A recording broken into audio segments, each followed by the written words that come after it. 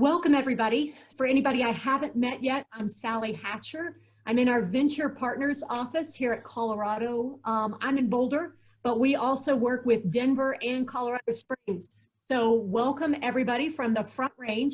And today we're going to be doing one of our 12-step program. So our 12 elements of entrepreneurship.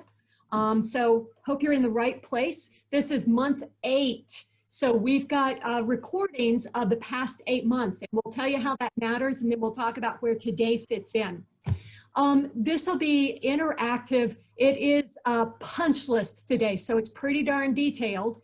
And you're gonna raise your hand if you've got questions, or put stuff in the chat. Colin will be involved as well as myself to just try to help answer questions. So great. Next thing, Colin. So today we're going to be talking about the Founder's Punch List. We want to remind you that there's a lot of questions with the Founder's Punch List. I'm going to tell you right now that it is 4 pages long, and you're going to need a lot of help along the way. So the next slide is that you are going to engage with venture partners. If you've got questions, we have a pretty substantial team here who will help you to figure out how to incorporate your company and get started. Okay, so who's on this call? First of all, me. If you haven't talked to me before about my backstory, I have been an entrepreneur doing deep tech and high tech startups in Boulder for 20 years now. I'm also an attorney. So I have a lot of experience with what it takes to get off the ground with these really practical pieces. And my co-host today, Colin Bunch, is also excellent. He has spent 10 years talking to really small companies about the mistakes that they make and the scams they get into online for doing things like filing your DUNS number. So both of us would be really happy to help you out. Remember that in our 12-step program, we started with the really basic problem that most people on campus have invented a really great technology, and then they are trying to start a company from that. That is a backwards way of starting a company. Fundamentally, what most people do is they see a problem in the world, they solve that problem, and then they try to sell it. And that is a lot easier thing to do. Before you start a company, you need to think about the really basic question of, do I have a product? Do I have something that I know people are going to want to purchase? If you have not done your customer discovery to figure out if somebody's going to buy this, you really don't need to start a business, okay? So the way that I think of this is the fundamental thing you need to do is do your customer discovery, talk to people, get a product market fit, make sure that you're ready to launch, or that you are now ready to get funding. There are 2 types of funding you might be going for. You might be going for an SBIR, and when you're ready to do that, you will need to incorporate. So that's a good time. The third time is when you are ready to bring in some money from friends, family, angel, or very early stage VC, if you can still find any of that, that's when you need to incorporate. So today, we just talked about the first part of this. When should I actually create a business? The second thing we'll talk about is how do I make it legit? The third is kind of a bunch of registrations and our punch list. And then what do I need to do to receive funding? So this is that practical, like background, the things you actually have to do to execute on a business. Okay, we've talked about this with the customer discovery. We've also talked about this in prior sessions about finding your beachhead market. So you need to have done this primary and secondary research. And you need to be doing a SWOT analysis of kind of what are your strengths, your weaknesses, your opportunities, your threats. Understanding your competition is really, really important. It is not just a question of filing a patent and being the first person to have your particular idea. It's understanding how this problem has been solved by other people already and whether you have a competitive idea or technology. So we've talked about that other places, and we've got upcoming programming on that. So let's jump into the details of once you know you are ready to start a company, what do you actually need to do? We're going to talk about legal issues, tax and regulatory issues. We're going to talk about registrations that you have to do, and then we'll talk again about taxes. because that is the one thing, I guess, that you really don't want to screw up. Let's start with incorporation. So here are the super basics of this. When you've got a high-tech company like we're talking about today, you are probably either going to do an LLC or a C Corp. It is, if you want to bring in professional money like angels or venture capital, you will have to do a C Corp. If you want to just do SBIRs, you can do an LLC. So an LLC is cheap and easy. You can do it yourself online for about 60 bucks and about an hour of your time. A C Corp, you need legal counsel. So again, we've done some heavy lifting for you, and Amy in our office has reached out to 10 different law firms to find out what their packages are on helping you to incorporate. We can help you navigate what kind of law firm might be the best one for you, because you're going to make a long-term relationship with them. Note that if you were really going for large-scale venture capital, you may want to be a Delaware C Corp. So that's called a state foreign filing. And again, you're going to want your lawyers to help you do that. So Colin, let's go on. Okay, so when you file with the state, you'll see that this is a website for the Secretary of State in Colorado. You can file an LLC here. Again, that foreign entities, that's the question of if you want to be a Delaware, perhaps a California C Corp. Trademarks, you can file here. The one other thing I wanted to point out is a public benefit corporation. That's called a B Corp. And if you have heard that term at all, it's very popular in Boulder right now. That is for talking about your interest in a good social impact and being good to your employees. It doesn't affect selling your product. So there is a slightly different standard for it. There are evolving legal framework for it. And again, that is something that I'd be talking to a lawyer about if you want to do that. It is not required. So the basic thing you will always do, the first thing you will do is get set up for taxes, and that's an employee identification number. So think of that as a social security number, and that's what you need for your company. You're going to go to ira.gov and file for your own EIN. Yeah, so we got a question from Howard. If a company incorporates in Delaware, must it also file paperwork in Colorado? Yes. So you're going to do two things, Howard. You're going to file paperwork in both states, and you're going to pay taxes in both states. So Delaware makes a ton of money by having franchise taxes. So every company that's registered in Delaware and every company who's anybody on the national scale does it, pays franchise taxes every year in Delaware. So it's a wonderful funding mechanism for them. So yeah, you're going to do both. Again, I'd get a lawyer involved, and there are websites that will help you with that. So, and Scott Fox, but only if you operate or make money in Colorado, right? Yes. So again, if you were located in Delaware, you would not need to have foreign filings. But the point is, if you're in Colorado, you will, and you want to file a corporation in Delaware, get an attorney, and know that you'll need to do paperwork and taxes in 2 states. One way to get started, again, if you are doing your very own LLC, you can go to this My Biz Colorado, and they try to help walk you through it. So again, this is the simple, plain vanilla framework for those people who do not want to have a C Corp. So you don't ever want to raise money from friends, family, angels, or VC. You can, then you can just do an LLC. You can use it to file SBIRs, and you can do that right here. So we're going to show you the founder's punch list. I'm hoping you can see it. Colin, yell at me if you can't. But yeah, we're good. Excellent. We will share this with you. And I'd like to make a shout out and just back up and talk about why did we come up with a founder's punch list. So Professor Juliet Gopinath, if any of you are familiar with Juliet, she wanted to start 2 companies at once. She's all tenured faculty. She runs more things in Duane Physics and over in the engineering school. She has a million balls in the air. And Juliet said, I don't have time to be creative. I just want a punch list of what do I do to actually get this off the ground. So it's funny because my answer to her, the first answer was, there's not a punch list. Fundamentally, entrepreneurship is about being creative and figuring out how to solve different problems as your business grows. But the more I thought about it, she's absolutely right. There is a basic punch list of the things that you need to do. So that's why we created the Founders Punch List. It's a useful tool for straight execution. Okay, so that's what it's for.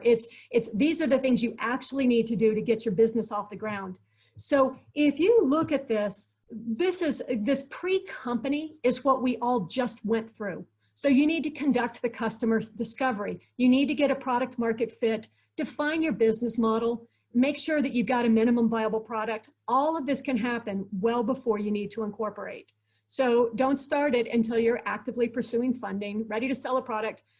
Yeah, if you need to prove to your mom you're doing something, that's legit too, another good reason, but that's really about it. So again, that is why we are 8 steps into the 12 steps of entrepreneurship when we get here. Okay, so how do we actually start a company? So we've just gone through the very, very basics of this. Look at the very top button. We're going to incorporate or have an operating agreement. The operating agreement is for the LLC. So you can do the LLC, the C Corp, or a B Corp. Get a lawyer if you need help. We can help you with how to choose a lawyer. Next, you're going to file with the state of Colorado. When you go on that spreadsheet on the GovBiz site that we just showed and the Secretary of State, they will lead you to this Colorado Business Registration Form, which is a multi-purpose form. It's used for a bunch of different stuff, like opening up your sales and use tax accounts and so forth. There is a business assistance center that can help give you information on federal, state, and local licensing requirements. So this is down in the way nitty-gritty, and this is where you're going to go for help. So we will share this punch list with you, and I'm not going to go into more detail than that, than just to tell you you're going to have to do these filings. The next thing you're going to do is that EIN number, and you're going to go to ira.gov to do that. So it's just like getting a social security number. Okay, so the next thing you're going to have to do is apply for a license in certain circumstances. So this Department of Regulatory Affairs, it's known as DORA, and DORA is the state licensing agency. If you're a lawyer, if you're a therapist, plumbers, electricians, lots of different people. I think Colin said 138 different professions are regulated under this. Now, high-tech startup selling a product is probably not regulated, but you want to make sure. Part of what you're doing is checking the boxes to make sure that you have not failed in a filing and you're not going to get in trouble on the back end. I want to point out that CBD is a brave new world. So we do have CBD companies coming off the campus now and out of NIST. And just understand that we are probably still the leading state in the nation for CBD sales. And so the rules keep evolving and there's a lot of change going on. So make sure that you are really current with that. Jim Pollock, who raises hemp, was telling me that the laws are changing on when they're going to come out and test in your field. So, and that will make a big difference. So you really need to understand what the rules are for your particular industry. So, okay, last thing on this first punch list is get general business insurance and liability protection. So this is a good moment just to stop and think about the fact that when you are creating a new company, you are creating a possible way to have liability, okay? So you don't want, if somebody comes on your property, just like on your home, they could sue you if they have a slip and fall. If you sell a product and it explodes in their lab, they could sue you. So you need to be thinking about insurance and how to protect yourself. So general business insurance is actually pretty easy to apply for. Hiscox and a lot of other companies do it online now. And I can attest that it took me under an hour to get insurance in my last startup when I had to move fast. So you can certainly go out there, call brokers, and get a lot of different choices. You can also get this online if you need to. Product liability insurance for that explosion in somebody's lab, that's a very different matter. You do not need product liability insurance until you're selling a product. So you get two different levels of insurance. One's for your business, one's for your product. And that comes when the broker can actually define what is your product, who are you selling it to, and how bad can things go. So know that it's a lot trickier to get product insurance than I would have thought. So for instance, if you are selling an actuator or an oscillator or something that is a small widget that goes into a larger widget, that's considered an OEM sale. And that is hard to get insured. They can't get their heads around it. And at the same time, you can still blow up somebody else's machines. So that's one where you're going to need to be spending some time with a broker to figure out what's the best way to cover your liability. Okay, if you have questions, throw them in the chat, but I'm going to keep on moving. I'm going to also just back up here and state that there are 3 levels of government regulations that you need to make sure you comply with: the federal, the state, and the local. So you want to make sure you understand which requirements are necessary for your type of business. Like, do you need a state tax ID? Do you need a merchant license? So that's, for instance, we're having a food company come talk to us in 2 weeks, Emergy Foods. They probably needed a merchant license if they were selling at the farmer's market or selling locally. So, and understand that there are all kinds of government agencies that actually regulate businesses. So just as an example, if you choose to get new space and you get all excited and you do new TI, so that's tenant improvement, so you clean it all up, there will probably be a code reviewer who will come from the city and have to review your space and make sure it's safe before they will give you a certificate of occupancy. So that's going to matter to you if you want to move in next Tuesday and the code person is backed up due to COVID by a month. So again, you're going to want to be, as much as possible, previewing what regulations are you going to have to comply with. Okay, so let's stop and talk about, excuse me, about these special regulations. And there are 3 of them that we pop into that list. One is you're going to need a DUNS number. So it's a Dun & Bradstreet number. It is free to apply for. It's not hard, and you can do it online. The good news is you will need that DUNS number in an inordinate number of places over time. Sometimes people don't want to ask for your EIN because it's a little bit like asking for your social security number, but they will then ask for your DUNS number because it's kind of like a public number that defines, it's a unique locator for your business. Do know this, that once you start using that DUNS number, you're going to get pestered with unbelievable ads of people trying to sell to your small business. So it's sort of like announcing to the world that I'm here and open for business, and hopefully I have a checkbook. You will also need to do a SAM registration. That's the government registration for SBIRs and federal contractors. I just tried it again last week. It is a bear. Do not underestimate how long it's going to take you to get through the SAM system. It is just not meant for humans. So I just strongly encourage you, if you're going to apply for an SBIR, do not decide this on Friday and have it and apply on Monday. I've truly had multiple calls while working here at the university of people asking to do that. It's painful. I don't think it can be done. It's possible, but you certainly won't sleep.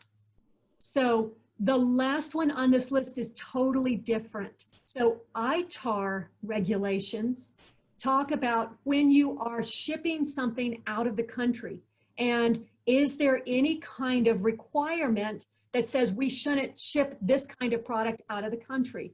So as an example, just to be explosive, what if you were shipping guns, problem, and then shipping to a country like China, where we are currently having trade wars? This is problematic. You want to make sure that you understand under ITAR if you're allowed to do that. Because again, you really don't want federal regulators showing up at your doorstep. You hope that they will show up at your business doorstep, but it might even be at your home. So you want to get ITAR right. Okay, so then I'm going to talk about everybody's favorite topic, which is taxes. From the federal government's perspective, I'm sure they love small business, and I'm sure they love the economic growth driver that we are. However, what they really want is your money. So do remember that you're going to have federal, state, and local taxes. So you're going to get that EIN number. You're going to, and remember, so you only pay taxes when you're profitable. So that sounds like something you would intuitively know, right? The good news is that if you are not profitable, so you are doing a whole lot of R&D and you're spending money on developing that product and figuring out your market, those are losses. You can keep them and you can roll them over for future use in a lot of occasions. So that's really great because those accumulated losses are going to come in helpful. However, note, you still have to file those taxes every year. And Howard, if you're in both Delaware and Colorado, you got to file both places. So you're going to file federal taxes, Colorado taxes, and you're going to tell Delaware what you're doing because Delaware wants to tax you too. So with this, remember that you may need an audit. And just understand that the audit rules changed, I'm going to say now 15 years ago, and audits are insanely expensive. So it is less expensive to just get a review, and you will need to talk to your lawyer and your accountant about which one you need to do. Understand that if you're doing SBIRs over a certain size, they require various specific government audits, like an A133 is one that I've done numerous times. It is different. It asks different questions and it costs more money because you've got to get your auditor to do the regular audit plus the A133. So you're going to need to be shopping for an accounting firm or an audit firm who has experience with the A133. And then you're going to gag at how expensive it is, and you're going to go look for an independent contractor who in their, lovely home in Longmont will do this for a cheaper price. So know that that's how audits are going to work. You're also going to pay taxes called ERISA taxes and other HR taxes. So HR is your human resources. You have to pay taxes on employees. So it's great to have a team. You pay for them. Then this is kind of an interesting thing. If you're selling a product, you have to collect taxes on that product. So this, a sales tax. So this is just exactly like if you go to the grocery store, if you head into the King Soopers, they have to net out which product do you buy and do you have to pay taxes on it. And then they have to collect that money from you, and then they have to remit those taxes to the state. So, you just get a nice little clean receipt, but at the bottom you can see what taxes they think that they collected from you and where those are going to go, whether to state or local. If you are selling a service in Colorado, that is not taxable, but a product you do.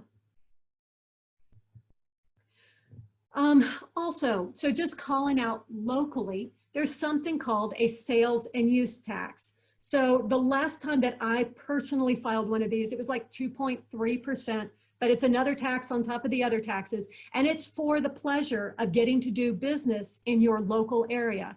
So some of it goes to the city, some to the county, and they tax everything you own. So it's a use tax on, if you buy that really beautiful tunable laser, you're going to have to pay a sales and use tax on it. Just be aware of that. It's a really hard hit. And my war story on this is pretty funny, but I can't tell it here. So catch me offline and I'll tell you what happens when you don't pay your sales and use tax. That's fairly common, but then once you have to pay it, you know, your choices are to pay it and lay people off or go out of business. Let's talk about the money side of this. So we've talked about taxes, but let's talk about your actual money. So next page, please, Colin. All right, so the things that you're going to really need to do on the financial side are to create a financial model.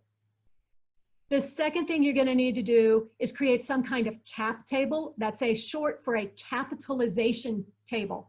Who owns your business?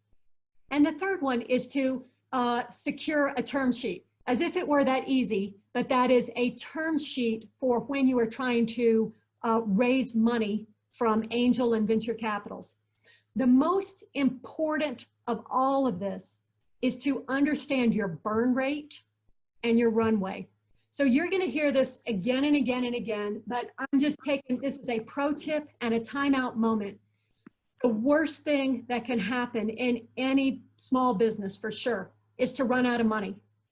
There is very little you can do. You have no leeway when you've run out of money. Banks don't want to lend to, you know, broke, cash-strapped people.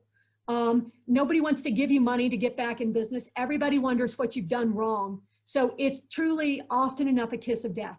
So you really need to be thinking from day one about how much money do I have available? What milestones do I have to reach before I'm going to be able to get in more money? So keep that in mind. And now we're going to go through financial fundamentals. Okay, I love it that this list is shorter. So you're going to survive this a little bit easier. You start with a budget. So the three documents that all financial people think of are cash flow, balance sheet, and income statement. If you need to know what those are, A, start with Google. B, there are classes at Leeds. C, why yes, in June, we did a 1-hour talk on this with Hunter Albright, and I thought he was excellent. So we'll send you the video and just coach you through what you need to know on this. I already told you the pro tip, don't run out of money. Understand your burn rate. So the next things are pretty practical. You've got to open a bank account. You've got to get a business credit card. You're going to need to hire an accounting firm. So that's, I'm going to back up and explain a second. So somebody's got to enter bills into a system, and you're probably going to use an easy online Quicken or something like that at this point. You can be your own bookkeeper, or you can pay somebody. And that is true of all financial statements. So you can absolutely build your own cash balance sheet and income statement, but you probably are happier in the lab innovating, and you certainly are going to need to be figuring out how to get in more cash. So you're either going to be writing grants or trying to pitch your company for cash. So you probably want to hire a bookkeeper, and you're going to need to hire somebody to set up the cash statements for you. It's usually easier. There are a lot of companies who do things like a part-time CFO, and we know some of them. I like a lot of them. There are mentors at Rocky's Venture Club who, for a set fee, will set this up for you. So that's the bookkeeper and the accountant side. You do not need to start with a CFO. There is no CFO on this. And in fact, I would argue that you don't need a real CFO until much later in the game, when you are looking at how to IPO or have an acquisition. So at some point you need a really big name and a big presence. For now, you need a good accountant. Note again that the accounting firm may be an audit firm, but may not be. So those can be two different things. Then you're going to need to milestones. So again, for grants, think about the world in a different way from startups, but they're going to really require milestone budgeting and grant budgets. So remember this, I'm going to tell you this now, and in 3 years, you're going to come back and say, now I know what you meant.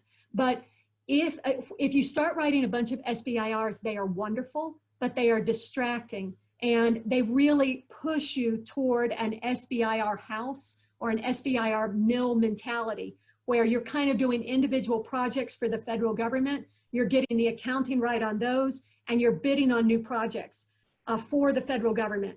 That is fantastic when you're doing early R&D, and it can help you with necessary funding. However, it doesn't get you over to shipping a product. So you want to be careful that that doing this kind of grant budgeting does not become the way that you think about the full money needed in your startup. You're going to have to get through a series of valleys of death in order to get to product. So note finally that you're going to have to build business credit. Today, you are not particularly credit worthy, except if you have an income and you own a house. And those are really ugly words, right? You don't want anybody coming after your income and your house if your business fails. So you need to start building business credit so that eventually banks will loan to you. That is a tricky matter. I will tell you that the two basic ways that you fund a small business are from equity or people buying pieces of your company, and debt, like a loan. And debt is fantastic, but it's hard to get it at the beginning.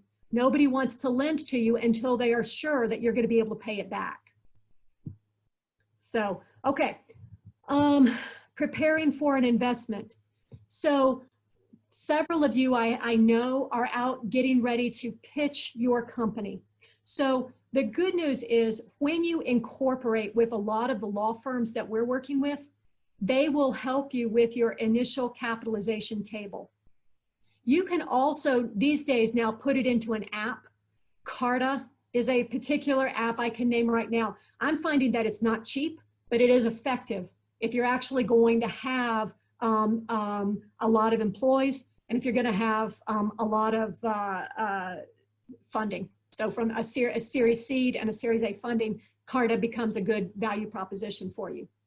You will also need a stock option plan if you want to hire employees and pay them some in stock options. Now, I'm going to back up for a second and tell you a tiny bit about stock options. Most people love to use stock options to help pay their people. Why do they do that? Fundamental reason is you want employees to love working for you. It is typically harder and riskier, and you get paid less to work for a startup. So one of the ways you offset all of that is say, hey, I'm going to give you a little bit of the outcome of this company. And if we end up selling this company and it does really, really well, you're going to benefit too. So that's why people really like them. The other reason, as I just sort of slipped in there, is often enough in small businesses, you know, you are paying people under market prices. You cannot compete with the Boeings, the Bulls, the Mercks, the Medtronics. You just can't compete with what they're going to pay. So stock options are one way to help that. Your law firm is definitely the people to work with on this. They will set up the plan. They'll make it legal for you, and then they'll give you the documents that you use with each and every employee. So, okay.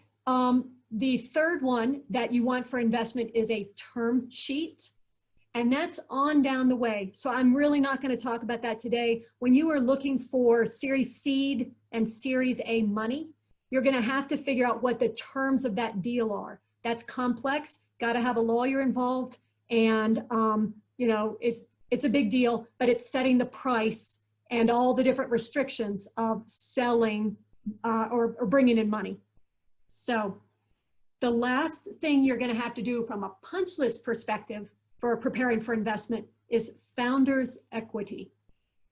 So I'm going to say that of the people that I noticed on this, and I can't look at everybody right now, but I think about a third of you have come to me so far asking to talk about founder's equity. So founder's equity is this really basic question of, I started this with 2 other co-founders, and we have two other grad students listed on our inventions. How do we divide up the company? That is a tough question, and it's tricky, and it involves some hard conversations. You need to have that before you really start going and growing, because you can just imagine that it's always going to get worse on the back end if you've got somebody coming in and saying, well, by the way, you know, my idea on that patent was absolutely seminal. I haven't talked to you in 7 years, but I think you owe me something now. And it is going to be expensive to resolve that question no matter what happens. You will either pay that person or you'll pay your lawyers to not pay that person. So do the founder's equity now early in the middle of this founder's punch list. The next thing we're going to do is talk about intellectual property. I hear about half this room lighting up because finally we're talking about something we all know something about. Oops, sales and marketing. No. I don't want to talk about sales and marketing yet. I'm going to talk about intellectual property real quick. So look, on intellectual property, the great news is that venture partners can really help you through this process. So you need to file that invention disclosure form. You need to decide if you're going to file patents at all. So you need to figure out your provisional. You need to figure out if you need a national or an international patent called a PCT. You need to figure out what needs to be protected. You need to figure out law firms for that. You need to figure out if you need any copyright. You're probably early for trademark, but it's worth having that discussion. And finally, you're going to get that all together.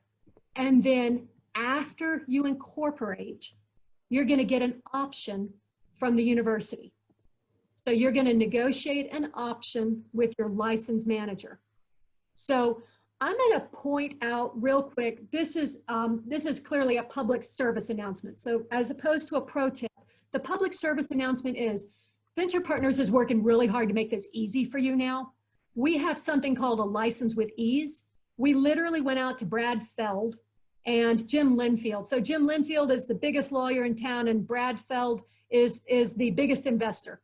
And we said, we want this to be friendly for the companies at CU.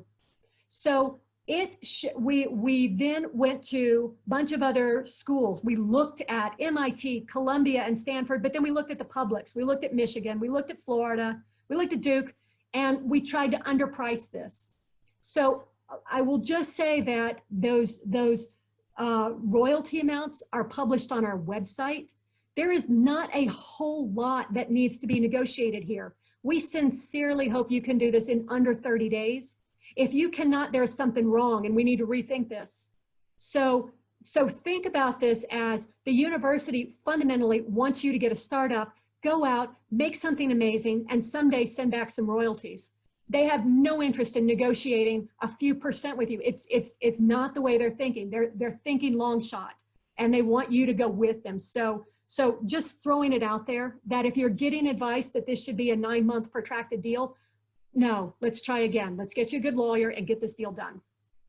So, okay, now I'm going to turn to things that I suspect most of you thought I'd be talking about right up front is, oh, I want to start a business. Okay, let's do a little sales and marketing. So what are these sales and, let's see. Okay. Moved it up while you're talking. Yeah. That's hilarious. Colin's fixing it on the fly behind me. So that's what we just went through. And I'm going to move on down here to sales and marketing. So here's some of the things that you need. The web page. You're going to need to register your business with various online directories and services. So for Google, for instance, when you do Google ads, you're going to need search engine optimization so that people find your website. You're going to need to do logo and company branding. You might need some business cards, though I don't know, with COVID, you don't need them right now. You're going to need to develop sales presentations and print materials.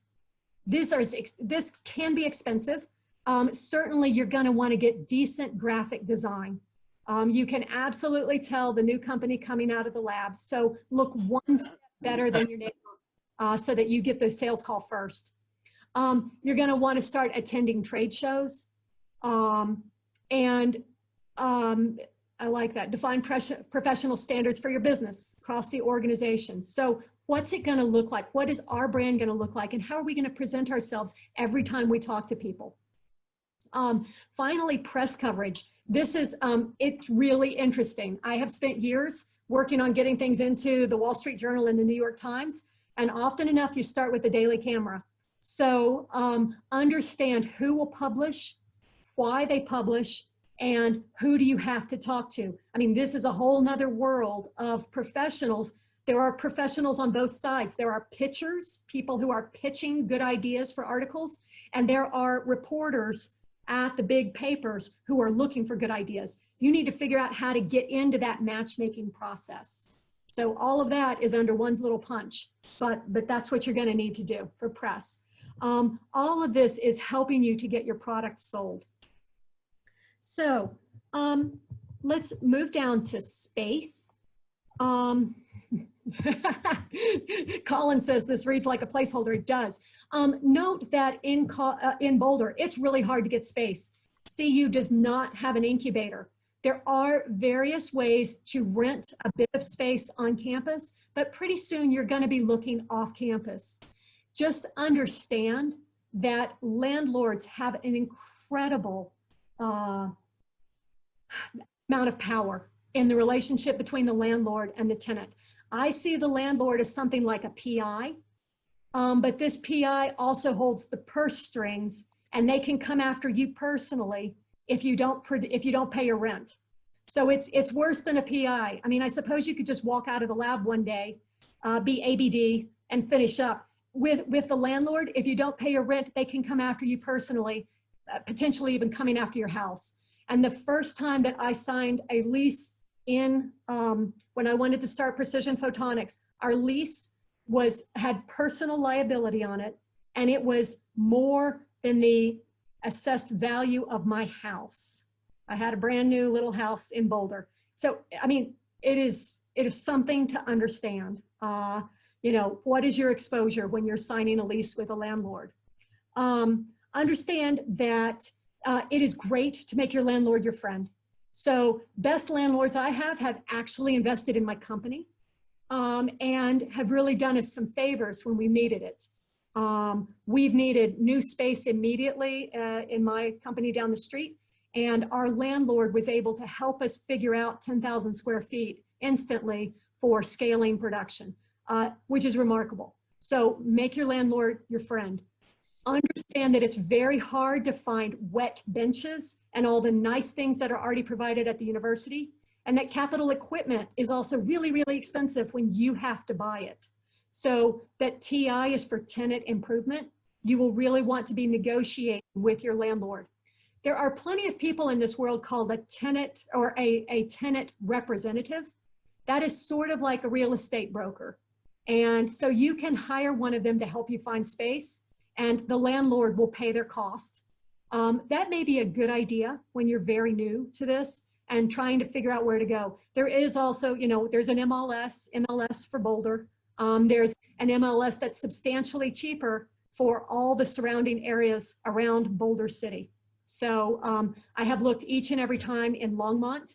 Longmont also has really cheap power. So certain things like that really matter. Like when we had a manufacturing company doing photonics, that power would have been a really nice asset. It's worth hundreds of dollars a month to us.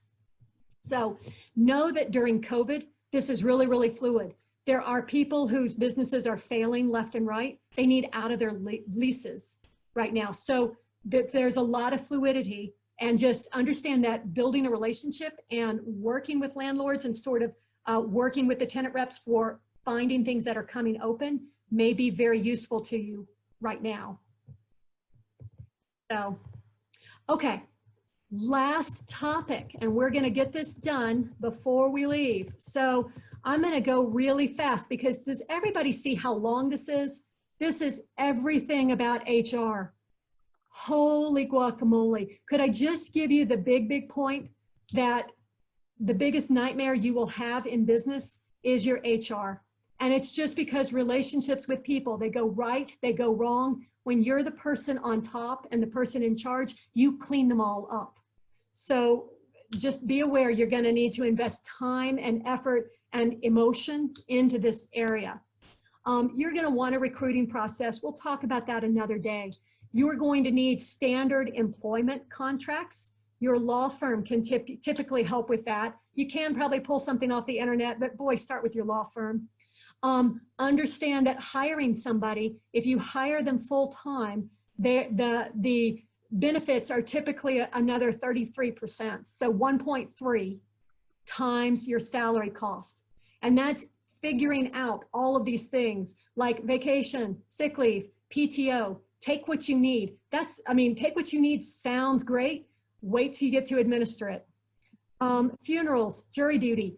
COVID is changing the landscape like nobody's business. Somebody gets a positive COVID test. Are they allowed back on your premises? For how long? What are you going to require? There's no real federal or state guidance. So it's an open range, and you don't want the company liability for screwing that up.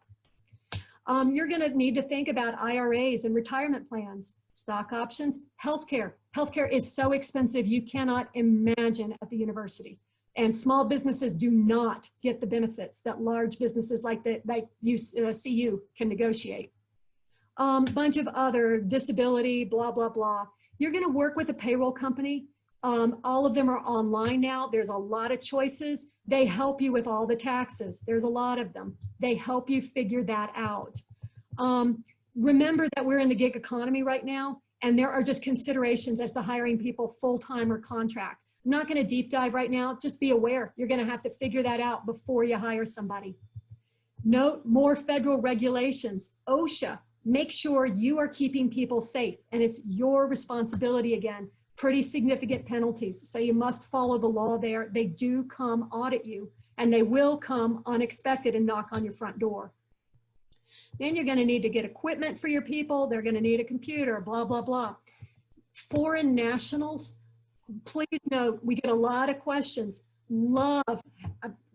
I just about got political. So I love anybody who wants to start a company. I think this is a great thing, but please understand right now, it is really, really hard to get an H-1B visa. It is hard to figure out the immigration laws and get this right. You probably need an immigration attorney. Fortunately, the University of Colorado spins out terrific immigration attorneys, and I can now introduce you to them should you need to do this. This was actually one of the first things I did at Precision Photonics, was get through the H-1B process and figure out if I could hire somebody and then pay them in cash and equity. So corporate governance, remember you're going to need to think about boards, legal documents, and due diligence documents. You're going to need a war room, which is like a Dropbox online for when you want to do seed financing. So before you get to financing, you're going to have to figure out all this document stuff. Okay. Last one is understanding that if you're doing SBIRs, you're going to want to work with the Office of Contracts and Grants, and you want to work with them in advance. They will help you with your budget because you need to understand how they work. You're going to also reach out to Jacob Siegel. That's that new very bottom one. Get help on campus with how to do the budgets and how to work with contracts and grants on campus. So, okay, folks, wow, what a blitz. I feel like I have just given you 30 years of combined startup experience between Colin and myself, and there's so much more to say on this, but you at least have a place to start. This can be a reference tool for you, and you can come to us with more questions of what did you actually mean when you said this? So does anybody have any final questions before we wrap for today? Okay, while you're thinking about it, SBI or might not, yeah, that's Raphael, you're entirely correct. And I just didn't even get back into the difference between SBIR and STTR, but Jacob Siegel's group can still help you on the SBIR side. So note that we've got some really fun things coming up. So I'm moving real quick to future opportunities. Hey, Lucas, yes, copy of the punch list will be available. I also think we're going to iterate on it over time. I mean, as you can tell, it took 4 pages for Colin and myself to get down the things that we just know because we've done it. So we're going to continue to work on this because we have not seen this on the internet. So we're making up all fresh material. Hey, so everybody, Colin has got this up on the screen. Do come check out. In 2 weeks, it's a free 1-hour lunch and learn. Grab your lunch, sit down and watch this guy. I love this story. Does he look like a postdoc? Yeah, he was pretty recently. He was working on battery technology. He took it out to Silicon Valley. He got some great funding, went out there, looked at it. Turns out nobody wanted a new battery. But when he's growing mushrooms effectively, he turned this around into a new fake meat, and all of a sudden it took off. He cleared Series A money almost instantly, and they are going and growing. So this is the most fantastic pivot you will hear in a long time, and I think it'll be a really great talk. I also want to point out, thanks Colin, we are doing a beachhead market workshop coming up. So it's two-hour blocks, Thursday the 27th, and then the next week for another 2 hours. This should be really helpful if you are trying to go back to the beginning and figure out where should my initial target market be. So I'm very excited to see these guys. It's a national firm coming in. Finally, Research to Market is coming up. This is our flagship for customer discovery. And it's a 3.5 week, it's a deep dive. It's a lot of work, but you will actually get out and talk to industry and find out what does industry need and does my product solve that problem. So yes, once again, this will be available to you online. We will have this recording. So if you really want to hear the Blitz again, have at it. And do reach out to us. So we've got a lot of people on our staff who will help you through figuring out all these little punches on a very complicated punch list. So thanks again to Juliet Gopinath, and please reach out. I'll stay on the chat. So if you want to drop off, great. It's 1 o'clock. And if you want to stay in chat, just please stay on for a few more minutes. Thanks everybody. Really appreciate it.